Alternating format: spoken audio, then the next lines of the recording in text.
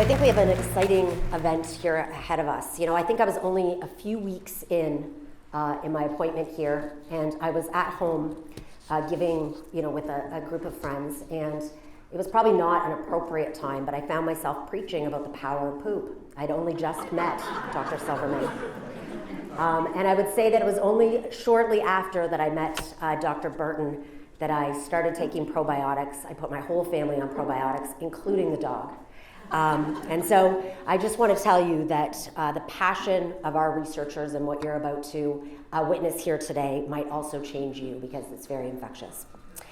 So a few words about our speakers here tonight, and I should say that this is really just scraping the surface about these two researchers, because they have really pages and pages and pages of CVs of accomplishments, and they've done work that has impacted research on a global scale, as well as lives, both globally, locally, and here at St. Joe's. Dr. Silverman is the Chief of Infectious Disease, both at St. Joe's and London Health Sciences Centre, and the Chair of Infectious Diseases at Western, and a researcher at Lawson Research Institute. His research focuses on fecal microbial transplantation, which you're going to hear a lot about tonight, and we're going to call it FMT, for many different conditions. He's a pioneer in the field of FMT for the treatment of C. difficile, and was one of the first to perform, or I think the first to perform that procedure here in North America. He was also the first to demonstrate the effectiveness of FMT to improve immunotherapy for cancer patients. He's tested FMT for metabolic syndrome, prevention of mother-to-child transmission of HIV in developing countries, and the prevention of inappropriate antibiotics for use in community outpatient practice. And that's just a few of the things we're going to hear about. Dr. Burton first came to Lawson. He's been here for a while. He first came as a postdoctoral fellowship under the guidance of distinguished professor Dr. Gregor Reed in 2001. Since his arrival at Lawson, Dr. Burton has advanced significant research as the Miriam Burnett Chair in Urological Sciences, and now as an endowed research chair in Human Microbiome Probiotics at Lawson Research Institute. He's also an associate professor with the Departments of Microbiology, Immunology, and Surgery at Western University. Most recently, Dr. Burton and his team have answered questions focused on the microbiome, including how does the microbiome influence urological conditions and treatments, and what modulates the microbiota in our gut. And I think we're going to hear some about that. He's focused on probiotics, prebiotics, FMT, and fermented foods, and hopefully you had a chance to sample some of this stuff up here today. So these two researchers have very different expertise. They come from different backgrounds, but both of them have complementary interests, and both of them often harness the power of collaboration and teamwork to take their research to the next level. And I should tell you that only the very best researchers do that. They know the power of collaboration and working in teams. They also are very committed to moving research into action to directly impact the lives of people here at St. Joe's, London, and beyond. So tonight they're going to be up here together jointly delivering this presentation that's called What Do Medicine, Fermented Foods, and Poop Have in Common?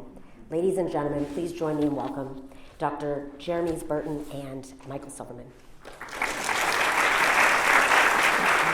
So I didn't pick this title, but I noticed that poop is capitalised here, so I don't know what sort of people we're trying to attract, but obviously that was very exciting to come today. What you've come with today and what you're going to leave with, though, are two different things. So look at the person next to you, maybe the person that was in your seat beforehand. You're going to be leaving with a small part of them, whether you like it or not. You can't fight microbes. They're with us, and we are being exposed to microbes all the time, and they come from a number of different sources, other people, environment, our pets. So if you're a germaphobe, you're on the wrong planet, because it's pretty much part of everything that goes on. However, if you are a germaphobe, you are in good company, because Elie Metchnikoff, Nobel Prize in Medicine for discovering basically the immune system, he also became the father of probiotics in the end. So he saw the hope of good bacteria. So there's bacteria in lots of parts of our body. I'm really going to focus today just on the colon. Actually, is probably our biggest interest, because that's where most of the bacteria live. There's 10 to the 12 bacteria. So that's that many bacteria. In fact, there's more viruses and fungi as well per gram. And so often you hear adverts, kills 99% of bacteria. What does that mean? It means you take 2 zeros off the end of that, and that's how many bacteria you have got. So microbes are always going to win, right? So who's got strep salivarius here? No one? If you don't have strep salivarius, you probably have roaring halitosis. So I apologise to you all. I think you probably do. I really just want to show this because these are the strep salivarius, one of my favourite bacteria, and you can see they're sitting on some host cells, and this is part of the host. The host has come out, and you can see that they're connected to the host. So we're not actually just having bacteria floating around us, we're actually hardwired to our bacteria. So actually, you know, the concept that we are the sterile microorganism and we keep everything out isn't the case. We're actually part of this bigger ecosystem, and that's important for health. And you know, the reason for this is that bacteria and microbes have been with us for so long, in fact. You know, 3.5 billion years ago, hominids some 7 million years ago. So we have grown up with bacteria throughout the entire evolution. And we need our microbes. We need them to live normally. So this is a great illustration of this. This is a wild type mouse, or just a normal mouse, and this is what it grows like. It's got a normal microbiota. This is a mouse that was raised without a microbiota. You can see that physically there is a difference there. You need your microbes. Why do you need your microbes? Because they produce zillions of things that we need. And so there's lots of microbes on this, but you see also there's amino acids, vitamins, nutrients, things that we need. We need our microbes. And I don't want to go too much into this slide, but there's some really interesting facts on microbes here. First of all, for every one of your gene, and a gene usually encodes a protein that does something to help you, there's 150 microbe genes in equivalence, right? So a lot of microbe genes compared to your own genome. The second thing is that if you're to take your GI tract and flatten it all out, it would be the size of 2 tennis courts. So you know, we are adapted to receive those nutrients, not just from our diet, but also from our microbes as well. So where do we get our microbes? What shapes our microbiome? So it starts probably in pregnancy and how we're delivered, if we're breastfed, you know, what genetics we have. People with different genetic backgrounds have different microbes, what drugs, environmental things we're exposed to, and diet, and we'll come back to that in just a minute. So the microbiome's been associated with a lot of different conditions these days. So the microbiome has changed and either plays a role in that condition or it's a good indicator of that condition. Sometimes it's a chicken, sometimes it's an egg. And so we definitely see that even in non-infectious diseases, we see changes in the microbiota. Type 2 diabetes, inflammatory bowel here as examples, old slides.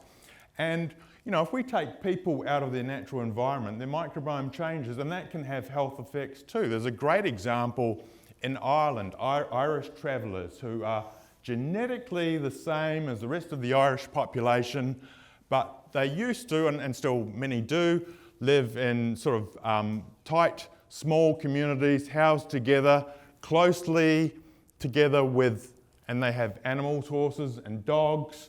And so when they get put into permanent housing, the Irish government, thinking that they're helping these people, you know, have better health, their health condition goes down. And actually, the microbiome was connected to this. So changing lifestyle can really affect things. So are we losing something by sort of modern life and diet and things like that? So our diet has changed dramatically.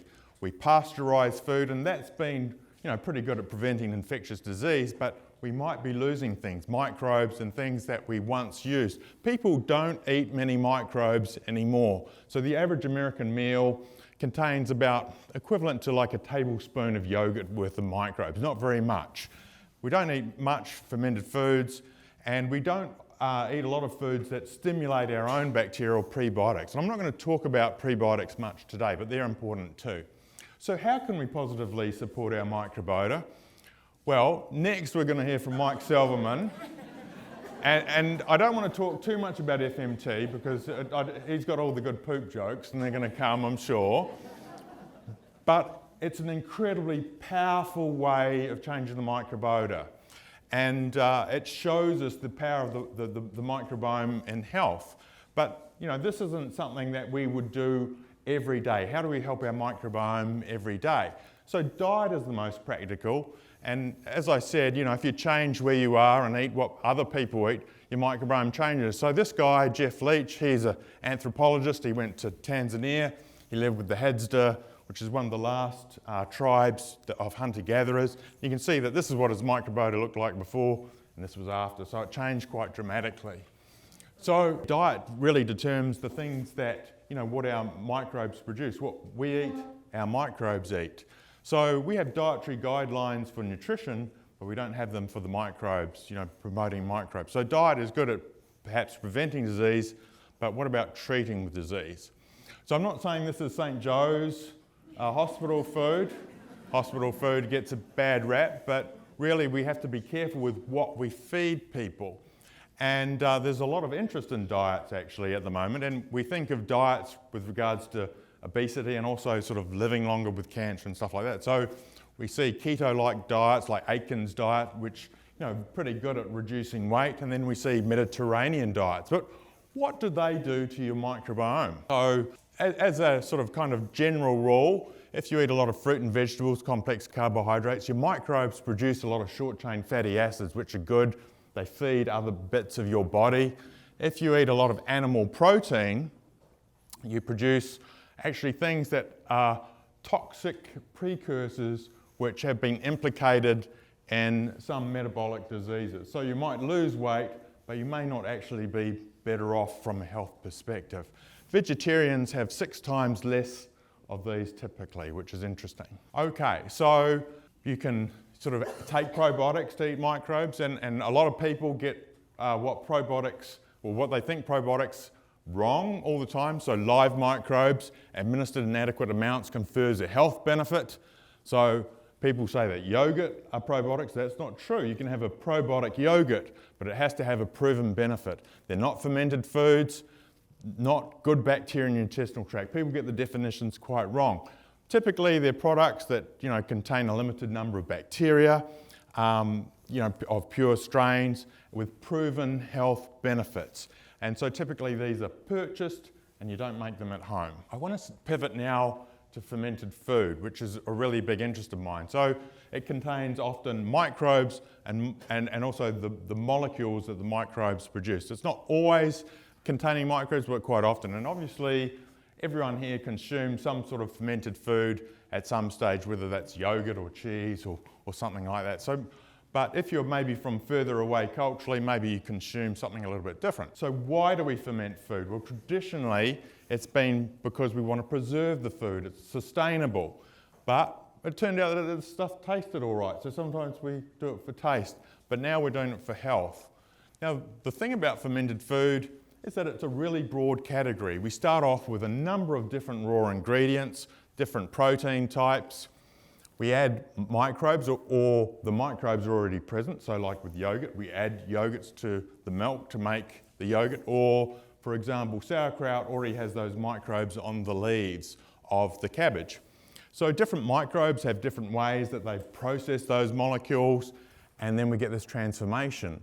And so that transformation depends on all those things, and the benefits also depend on all those things. So it's not quite as straightforward. So some of what's produced can be, prebiotics or beneficial microbes. We don't know. There's lots of different things going on.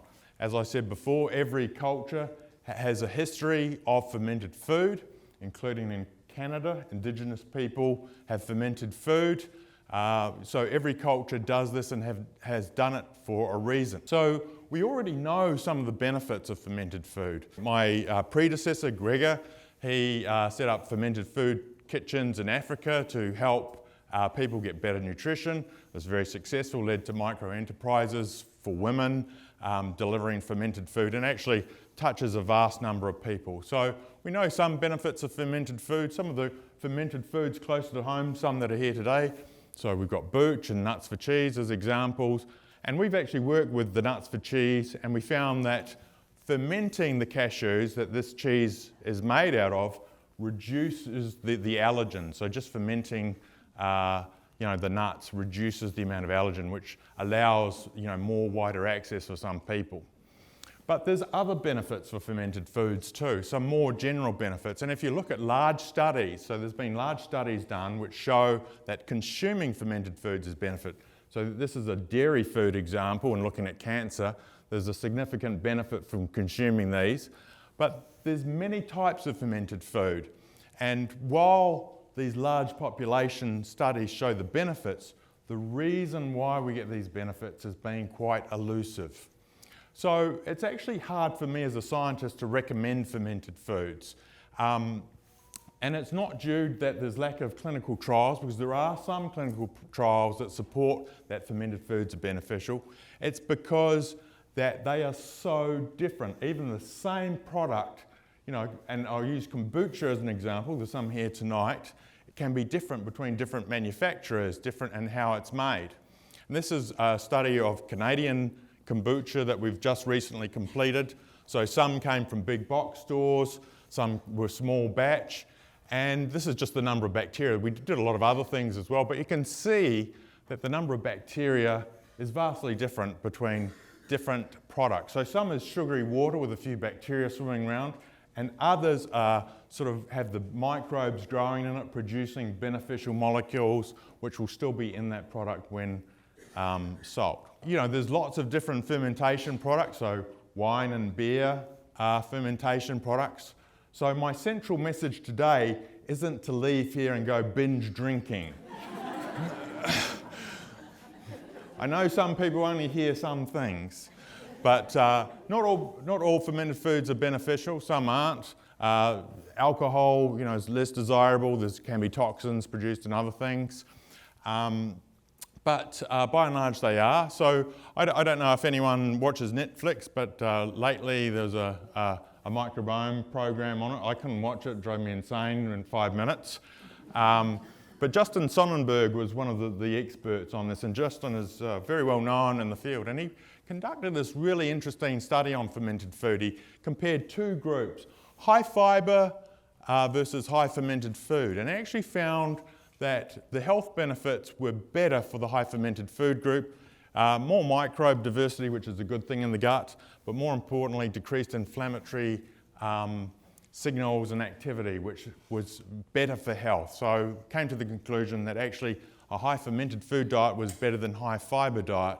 If I just skip along here, he found that really the most important categories were consuming yogurt and vegetable brine. That's what he came to in his study. So I don't want to give you the impression that I'm some sort of fluffy hippie that sort of bases my ideology on just reading pamphlets or something like that. Actually, our research and interest comes from the place of medicine. So I want to talk about our journey from medicine to fermented food quickly. And it actually started with prostate cancer and looking at men with prostate cancer who received this drug, abiraterone acetate. And this is what it looks like here. And it's a very insoluble drug, spends a lot of time in your GI tract when taken orally. Well, it used to be very expensive and you used to poo a lot of it out, so not very good value for money. The interesting thing about it, it has this little molecule of acetate, and acetate is found in a lot of fermented food.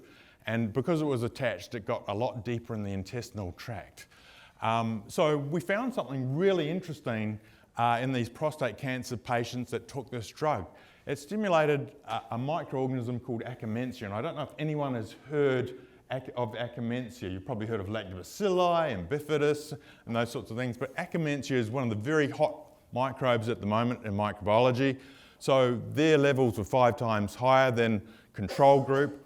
Also stimulated a huge amount of vitamin production by the microbiome, which was interesting, and I'm not going to talk about that today. But Akkermansia has been shown to be very important in cancer responses if you have a successful response to therapy.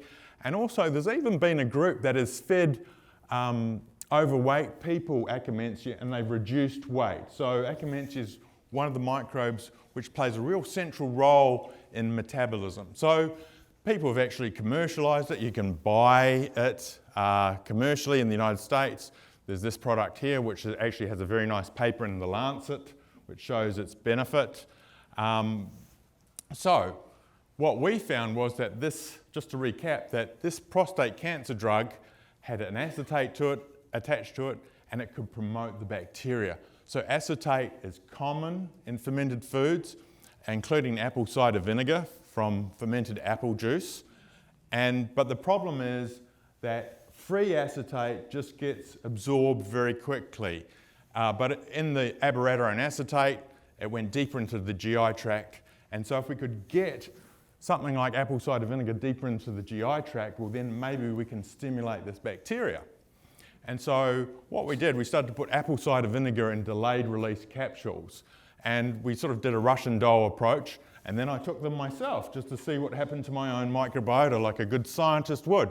And so these are log scales, so these are actually 10-fold increases. So we start off with, I don't have much Akkermansia, you can see that it really did increase. So there's no need to buy Akkermansia, we can potentially just stimulate it ourselves. So where would we apply fermented foods to St. Joe? So we're really interested in getting out there and applying some of our learnings with fermented foods. So we've got a lot of different populations here, obviously aged care, veteran, mental health, and really just adding a bit of fermented food to their diet would probably improve their quality of life greatly, I think, and that could be a win with a bowel movement or some improvement in cognitive function.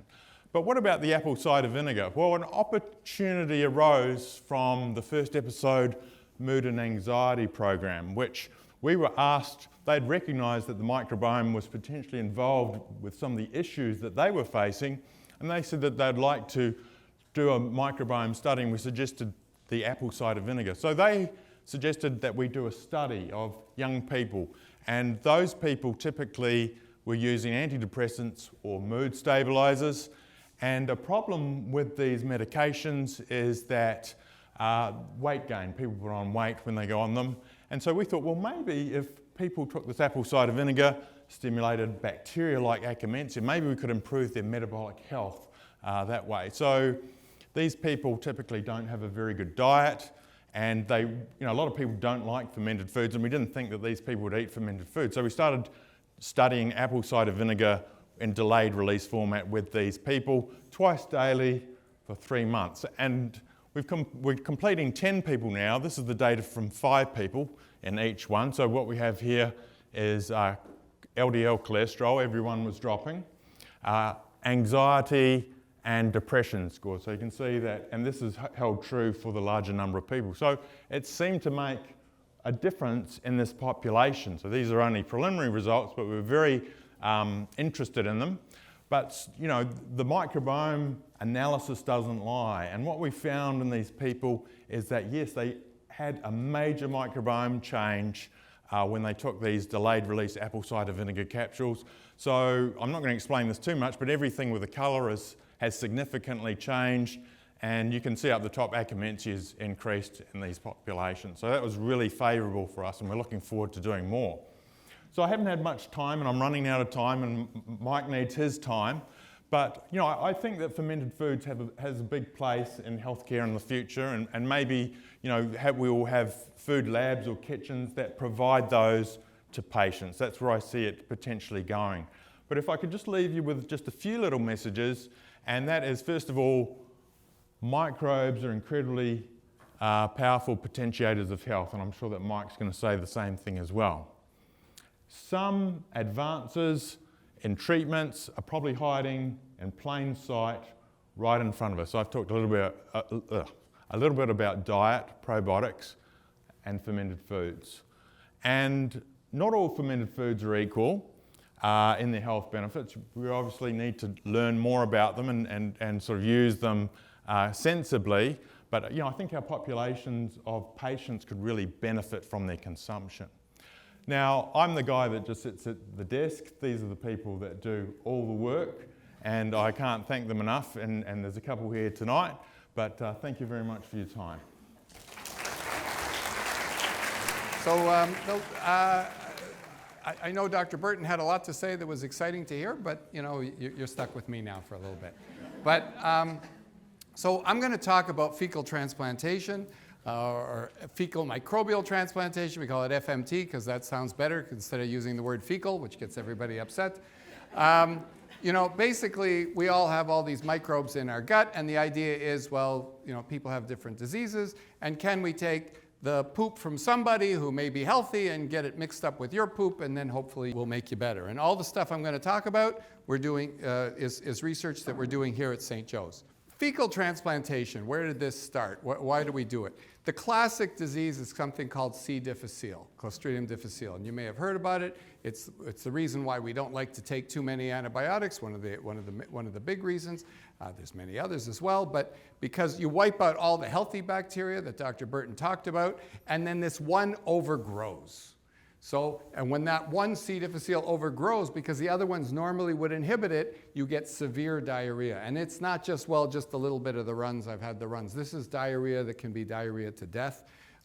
The mortality, if you get C. difficile, particularly if you're already sick with something else, like in hospital, then the mortality is 15% of people who get it. When you think a heart attack, mortality is 5%, this is a serious illness to get. So what we do is we try giving more antibiotics doesn't help much because it's giving more antibiotics also kills the healthy bacteria, so just trying to kill the C. difficile. And so the example we like to talk about is like trying to get rid of your mouse infestation when your treatment also kills cats. So unless you bring some cats in, you're never going to get ahead of it. You just need one pregnant mouse and it's all going to take over again. So we do fecal transplants. We take bacteria from healthy people and we give them to people who have C. diff. How effective is that? Well, there's been various studies about it. There was a meta-analysis that's like a review of all different studies, shows overall it's 79% effective. That is, if people who've had C. difficile over and over, whenever they get vancomycin, this antibiotic, they get better, but as soon as they stop the antibiotic, it comes back. It's because like you got no cats. So overall, it's about 79% effective at getting rid of it. How can you do it? Well, you can do by lower GI endoscopy. That is a colonoscopy up the bum. And that works about 88% of the time. Upper GI, down the stomach by gastroscopy, that works about 76%.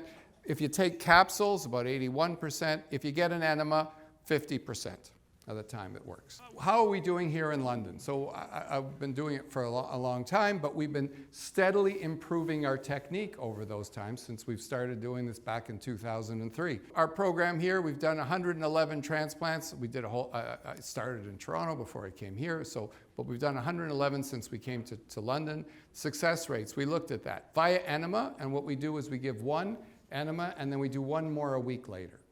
And that works about 70% of the time. Pretty good, about what you might expect. But we made capsules, and we've slowly been refining how we make our capsules and to make them better and better and better, and we've done a whole bunch of technical things to refine them. And we give a single administration of 35 to 40 capsules. That's a lot. You sit down. It's not one mouthful. We tell people come in on an empty stomach, give them a little bottle of water, and you have a capsule. Have another one. Have another capsule. Have another. So, and it's over 30 minutes. And before that, the night before, you take Peg-Lite, the same stuff you get for a colonoscopy. You get washed out. Nobody likes that. No, I've never heard anybody go, oh, wow, you get one of those. However, if you've been in the hospital 4 times with diarrhea and been in the ICU a couple times, and you almost died, you're willing to do it. You're more than willing to do it. You say, oh, but you got to take capsules, and they were made from poop. You're over that. If you've had this kind of diarrhea and you realize you came close to dying a couple times, you're willing to do this. So, and how well does it work? Well, the first 84 we did, all 84 were cured. So 100%. So if we look at, statistically, we look at, 97.5, the lowest we could be 96.7% cure. We've now done over 135. We've never had a failure. Never had a failure. And because of that, our word is out. We got the best stuff here at St. Joe's. And so people, the best poop, people in London make this magic poop. And so we got people coming from anywhere between Winnipeg and Halifax. We got people coming from Newfoundland. They come in to get these capsules. And these are people who tried fecal transplant somewhere else, and they failed. And they come here, and they've never failed. Never. So, I can't say it never will happen, but it hasn't happened yet. So we're doing something right. We're doing something very right. So, but it's a lot of work to do this. You don't just take somebody off the street and do it. You have to make sure that they don't have any underlying illnesses. So we have to screen a lot of people. On average, and we publish this, we have to screen 43 people to get one who passes the screen. Why is that? Oh, somebody has a little parasite, they don't know, it doesn't bother them, but if we give it to somebody else, it might make somebody else sick. Oh, you were on antibiotics 3 weeks ago for a sore throat? No, you can't have, because, you know, or you just came back from Dominican Republic? No, you know, you just got a new girlfriend or boyfriend? Not until we screen you and all this stuff. So all these things have to be done, and it's gotten more and more onerous. Before 2019, of course, we weren't screening for COVID. Now we got to screen everybody for COVID. We got to check that there's no COVID in the poop, because even it may be gone from your nose, but still in the poop. We got to check for multi-drug resistant organisms, for Mpox. It keeps getting added. As I said, on average, we screen 43 people for one. We like to say your odds of getting accepted to Harvard undergrad are better than getting accepted to be a fecal transplant donor. But there are some healthy people, thank goodness, but there are some. But this is for C. diff. But we're using it for many other, we're now looking for many other things, because as Dr. Burton talked about, the microbiome is very important in many, many, many things. And so it's been hypothesized to be important in obesity and metabolic syndrome. And we're not talking about in obscure, like not very pseudoscience. I mean, this is in Science, in the preceding National Academy of Sciences, ascending colon cancer, sclerosing cholangitis, primary biliary cirrhosis. These are causes of cirrhosis. Inflammatory bowel disease, Crohn's and colitis, autism, depression and anxiety, multiple sclerosis, Parkinson's, asthma, rheumatoid arthritis, juvenile rheumatoid arthritis, HIV, and carriage of antibiotic-resistant organisms. That's a short list. That's a short list. There are many other diseases that are hypothesized. But people, you know, have heard about our magic capsules and our magic way of doing this in London. They said, well, the microbiome could be a problem. You guys can fix it, right? How about you try it in this disease? How about you try it in that disease? So we get approached a lot to try to do studies. Why would it work in so many different things? Why is the microbiome so important? Well, there's many hypotheses. One of the big hypotheses is that, you know, we have our intestine, and as Dr. Burton showed, it's the size of 2 tennis courts, but it's got these tight junctions. These are the cells lining your intestine, and they're tightly attached, and they should be, because you don't want just all the food that's undigested to get into your bloodstream. You want it to be properly digested and then just settle down, not whole proteins, just amino acids to come across, just the building blocks. You want don't want big, long sugars. You want it to be broken up and to absorb it. Because otherwise you can get problems. We don't inject food into our veins. It has to be processed properly, and only its subcomponents should get absorbed. But if these microbes produce something called short-chain fatty acids, and they help these cells stay healthy and keep the junctions tight. But if you have an abnormal microbiome, if it's not healthy, then you can start getting leaks, and you can start getting things that shouldn't be getting into your bloodstream getting absorbed. And so when these things get absorbed, it can cause inflammation, and that can lead to resistance to insulin, and then you get obesity and metabolic syndrome. There's also, Dr. Burton talked about TMA, which can turn to TMAO, which is directly produced by the bacteria and can get in, and then that's one of the strongest inducers of atherosclerosis, of hardening of the arteries, heart attack and stroke. In fact, having high levels of TMAO from your diet, from this, and leaking in and getting in from the bacteria is a stronger risk factor than your level of cholesterol for heart attacks and stroke. It also can directly go up, and because the blood supply goes up to the liver, can cause inflammation in the liver and lead to fatty liver. Fatty liver can lead to cirrhosis, and it's now the biggest cause of cirrhosis in the world.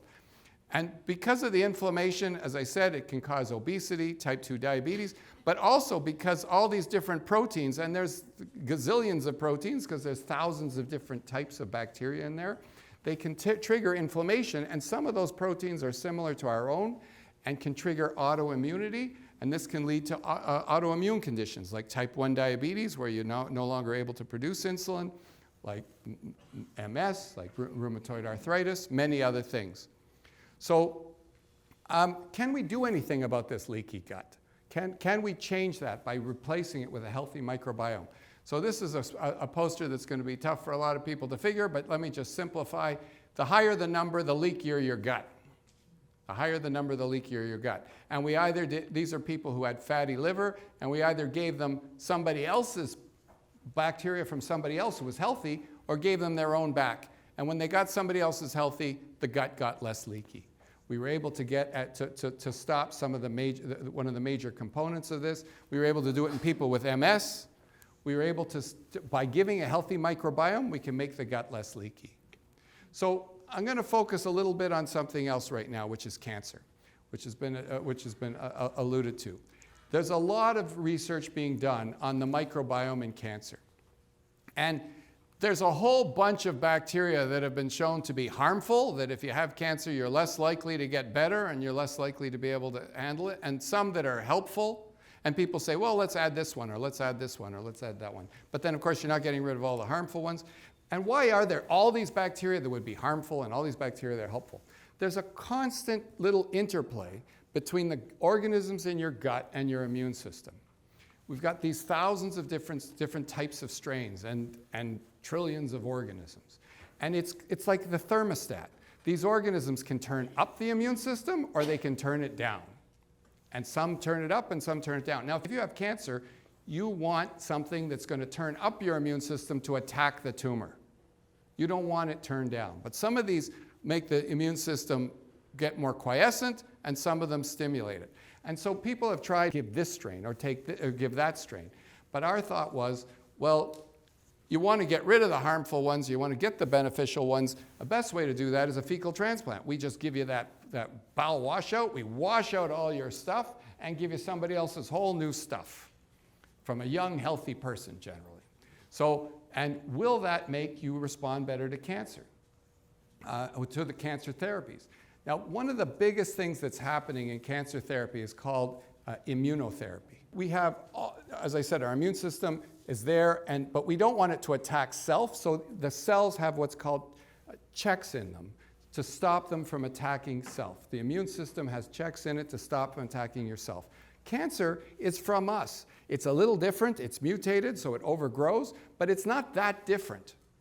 So our immune system normally doesn't attack the cancer, and then the idea came, what if we inhibited some of those checks that stop the immune system from attacking cancer? So that's called checkpoint inhibitors therapy. And it's become a very big deal. So that we thought, what if we do a fecal transplant and then 7 days later start the checkpoint inhibitor? So we'll do something to kickstart your immune system by giving a healthy bacteria, and then a week later we'll start the immunotherapy. So that we did this with patients with metastatic melanoma, malignant melanoma. That's the skin cancer that unfortunately that kills people, particularly in their 40s and 50s. And when it spreads, it's devastating. Chemo doesn't work. But immunotherapy has some benefit. And immunotherapy, they got the Nobel Prize for showing that with immunotherapy, you can get the response rates up to 30 to 35%.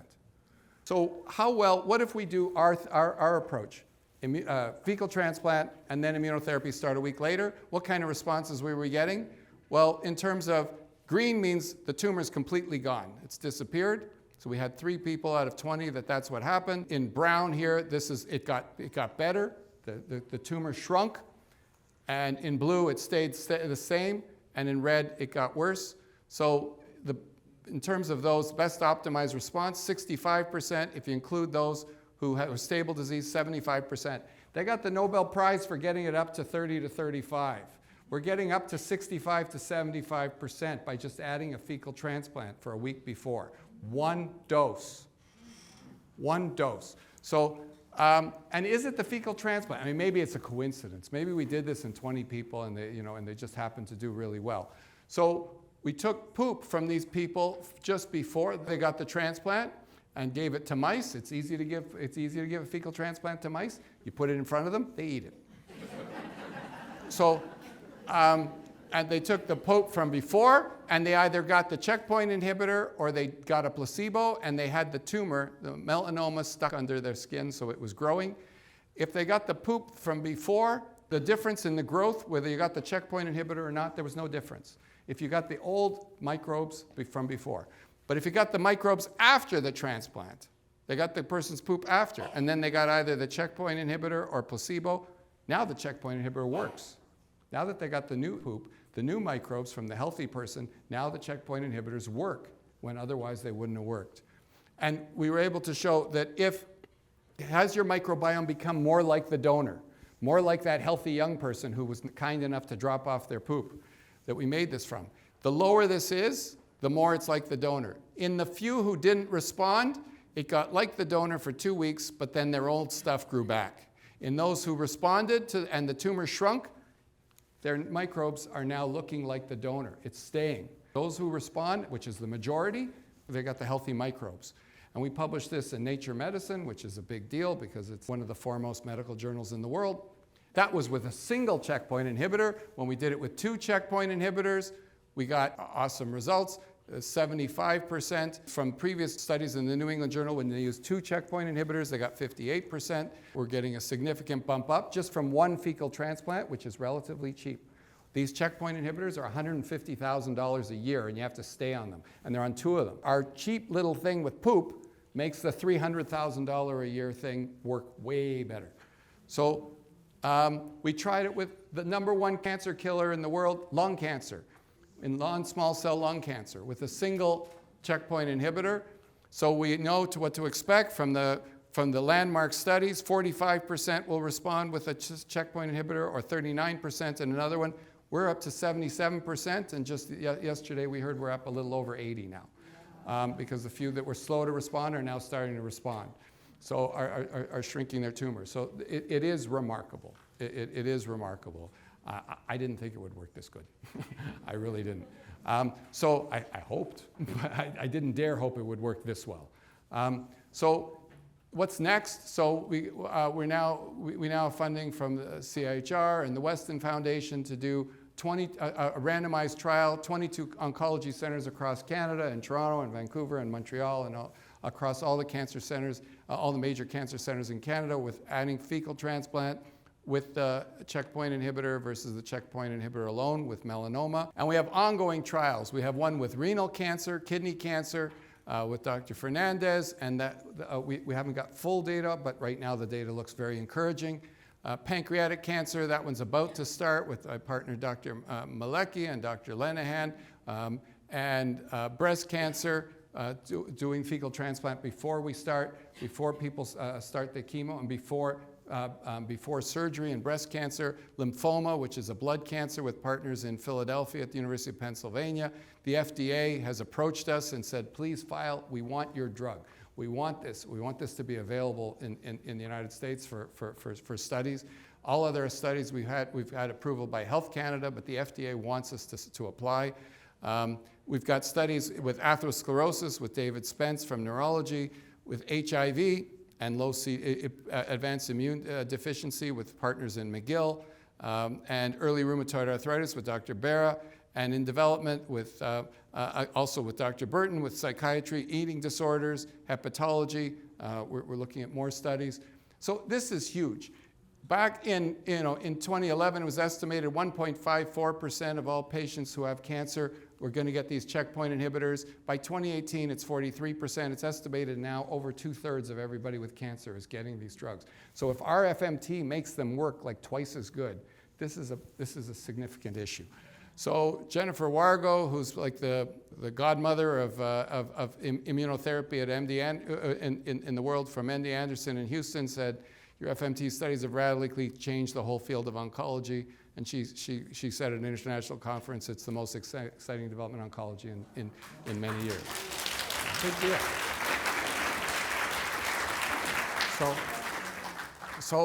So lung cancer, it makes up 25% of all cancer deaths. It's about probably about 236,000 new cases in the US, about 130,000 deaths. And it suggests we now believe about 95% of people with lung cancer are going to be on immunotherapy, about 8,000 for metastatic melanoma. We would like to be able to make this on a bigger scale. We're making it here, but we're working out of a little lab that's probably a little smaller than your linen closet. So, but we hope to be able to manufacture it. It would give St. Joe's a strong international profile in oncology and add it to our international profile in the microbiome. And as you heard from Dr. Burton, there's a lot of great stuff being done about the microbiome here. So, and we get requests. People are coming at us from all over, from not just Houston, but from Sloan Kettering in New York, from City of Hope in Los Angeles, from St. Jude's in Memphis. And we need to expand our lab because everybody wants access to our capsules. So obviously, you know, we've got a lot of great partners in Montreal, at CHUM, at the McGill, at the Jewish General, in Quebec City, and at Sunnybrook, and then Dr. Malecki. You've met this handsome gentleman, Dr. Burton. Dr. Parvathy is a research scientist in my lab. Dr. Fernandez is another one of our ecologists, as well as Dr. Lenahan.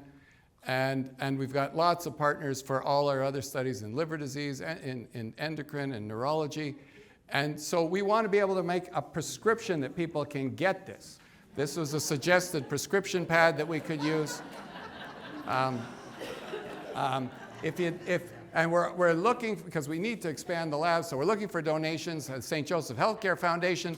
But if you can't donate there, do you give a crap about a potential cure for cancer? Do you have what it takes to be a donor? We're also looking, if you are or you know somebody who's young and healthy and otherwise would just be flushing it down the toilet, let us know. You can email us at that or at this number, because we're always looking for new donors so we can scale up. Thanks very much, and now we're open for questions. Good evening, everyone. I'm Michelle Campbell, President and CEO of St. Joseph's Healthcare Foundation. Who knew? Who knew? If somebody had told me early in my career that we would be, as a foundation, exploring research treatment using poop, I would have laughed completely. But we are so immensely proud of the work that's being done here. And you have had more of an experience tonight than you may realize. Not only have you had the chance to hear Dr. Silverman and also to hear Dr. Burton and the work that has been taking place at St. Joe's now for almost 3 decades, I believe, going back to Gregor Reed. But you've heard this at a really compelling time. And I would say that this project has moved really quickly even since June. We've been watching with great interest the response to the published results of Dr. Silverman and his team in collaboration with other colleagues, and the international reaction to the work that's happening here at St. Joe's has been a little bit overwhelming, I would say. And you have had a front row seat tonight to what is literally a moving target right now. So we're so delighted that we were able to share that with you tonight. I want to thank Dr. Silverman and Dr. Burton for not just their compelling presentation, but also their commitment to medical discovery that really has a focus on improving care on the front line. We are so optimistic that the promise FMT has for patient care, not just at St. Joe's, but well beyond, and the opportunity it presents for us. And the foundation is very much behind this particular project. And McMichael Ruth, our treasurer of the foundation, is here. Where are you, McMichael? Give a wave. Okay. Member of our board is here tonight, McMichael Ruth, our treasurer. So Michael, that's the one you need to talk to in the back row there. He's the one you have to shake hands with a little bit later on. But no, McMichael and our board are going to be hearing a lot more about FMT at our meeting next week, and we're very encouraged by a lot of the work that's underway and the effort that it will require to not only perfect, but also to scale this opportunity so we can bring it to more and more people. Many in the room tonight are supporters of our foundation's work, and I want to thank you for that support. And it's initiatives like the one you've heard about tonight that has really, over many, many years, been really enabled by donor support. I think about the early work we've done with Gregor Reed. Dr. Burton holds a chair that's funded by donors. All of that has built over much time to get us to today, which has now brought us on the threshold of something very, very exciting. We simply wouldn't be able to do that without your help. I want to acknowledge our corporate sponsor for tonight. Is Adrian here? Adrian, are you here? From Chartwell? Oh, there she is. Hi, Adrian. Adrian Routley Howell is the business development manager for Chartwell Homes. Did you come from Stratford tonight for this? Thank you so much for doing that. Really happy to have Chartwell's support for this particular series. They provided the kombucha tonight. They also helped us fund the filming of this segment, as we always do. So in a few days, you'll find the DocTalks feature. You can rewatch it tonight, because those slides, you might want to have another look at those slides. You can rewatch the entire presentation on our website. So Adrian, thank you very much for supporting that effort.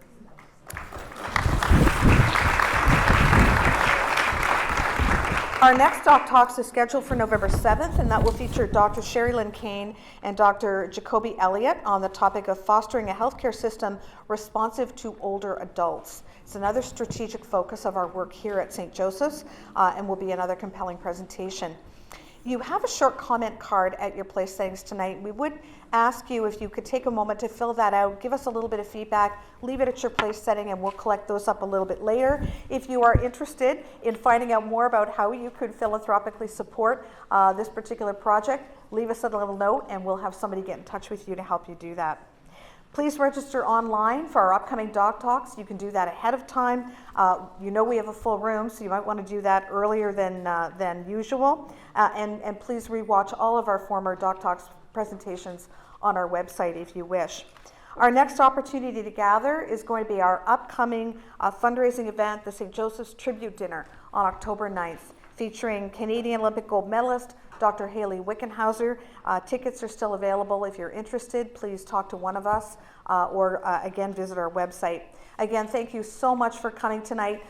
Please linger if you wish. Dr. Silverman and Dr. Burton will be here to answer any questions. Stay and enjoy some fellowship and some kombucha, and we will see you at the next DocTalks. Thank you very much.